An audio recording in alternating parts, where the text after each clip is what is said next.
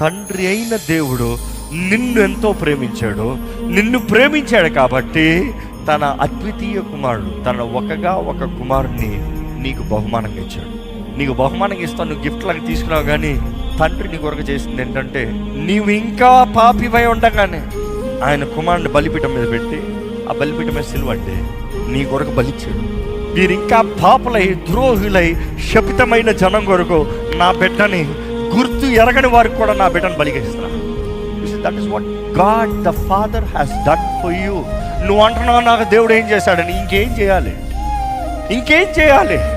తన ఒక కుమారుని నీ కొరకు బలి ఇచ్చి నిన్ను ప్రేమించాడని చెప్తున్నాడు.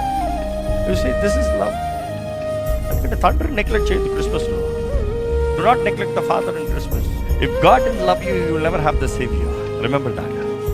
If God didn't see your weakness, know who you are and your wretched life or your wrecked life, He would never see. అన్ని చూసి నీ ఎంత ఎరిగి దేవుడు అయినా కూడా, ఇదిగో వీళ్ళకి వేరే దిక్కు లేదు ఈ మనుషుడికి, నా బిడ్డే దిక్కు, నా బిడ్డ చావాలి, లేకపోతే ఈ మనుషుడు ఎప్పుడు దొరకడం.